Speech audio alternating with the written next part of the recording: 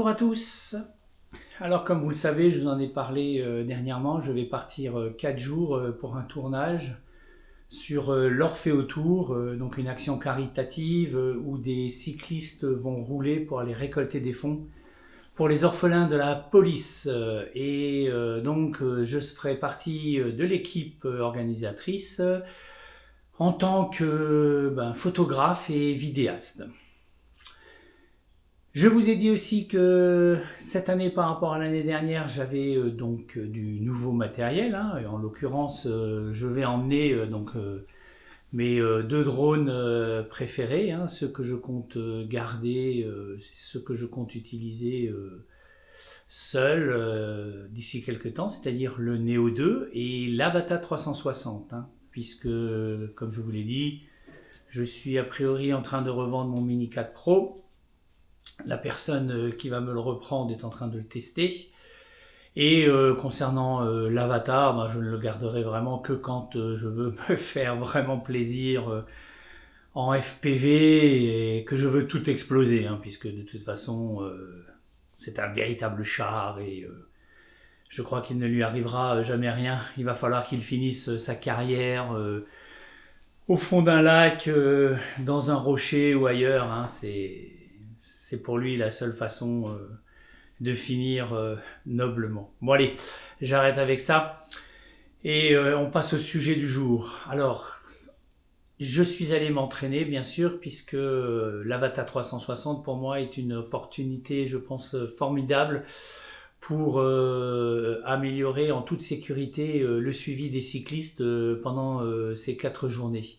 Pourquoi ? Parce que comme vous le savez, il filme à 360 degrés, donc il suffit de piloter, de regarder là où on va.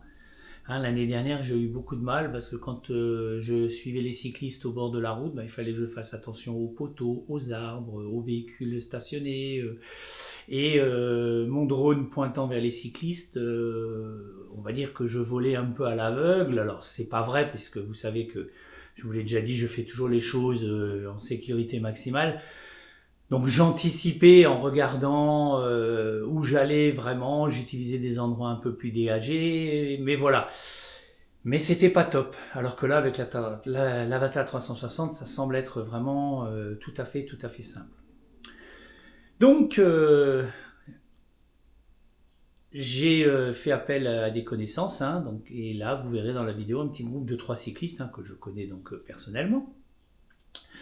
Je les ai attendus, et quand ils sont arrivés au point où on s'était fixé, je les ai suivis sur une certaine distance et ça va vous donner donc la vidéo que vous allez voir. Alors pour information technique, je n'ai fait que voler donc vers l'avant, alors plus ou moins haut et plus ou moins proche d'eux, à droite ou à gauche, mais ça m'a permis de voir vraiment là où j'allais.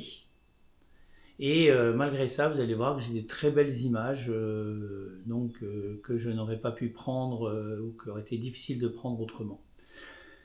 Le seul petit point noir pour l'instant, mais ça c'est de ma faute, c'est que je n'ai pas utilisé la fonction Focus Track. C'est-à-dire que là, j'ai simplement fait voler le drone, comme je l'aurais fait pour n'importe quelle autre vidéo, en suivant les cyclistes. Il existe sur l'Avata 360 une fonction Focus Track qui a été rajoutée, qui permet vraiment d'avoir dans un encadré en haut l'image que filme le drone en restant fixé par exemple sur mon groupe de cyclistes pendant que moi je me dirige tout droit. Ça me permet de jeter un petit coup d'œil et c'est certainement très utile et pratique lorsque je vole devant eux. Parce que là, dans cette vidéo, je l'ai fait un peu à l'aveugle, je ne sais pas exactement à quelle distance ils se trouvent derrière moi, si je les vois vraiment ou pas, alors qu'avec le petit encadré, j'aurais pu surveiller tout ça. Pour moi, pour l'instant, le seul souci, c'est que le Focus Track semble être beaucoup plus facile à mettre en place avec la radiocommande RCN3 qu'avec le masque et je préfère vraiment nettement voler avec le masque dans ce genre de cas quand je fais des suivis avec les gens. Je suis quand même beaucoup plus à l'aise et beaucoup plus habile, hein, puisque je vous rappelle, je n'ai pas fait l'entraînement des 100 000 tutos qui m'expliquaient comment faire une spirale, comment tourner autour, ainsi de suite avec la radiocommande, puisqu'il existe des fonctions automatiques tout simplement pour. Alors ce Focus Track, je vais très certainement essayer de l'utiliser à partir de mercredi. Il faudra juste voir s'il est compliqué à mettre en œuvre ou pas. Et je vous en dirai un peu plus à mon retour. En attendant, regardez cette vidéo et en commentaire, dites-moi déjà ce que vous pensez de la qualité des images que j'ai pu obtenir à l'entraînement.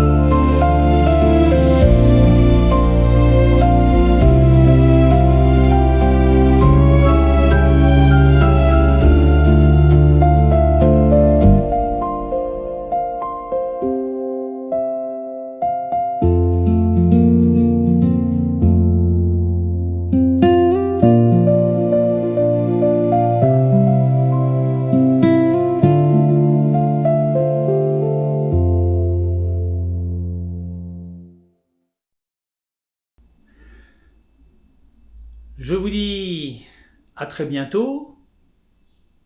Portez-vous bien. Que la force soit avec vous. Salut tout le monde!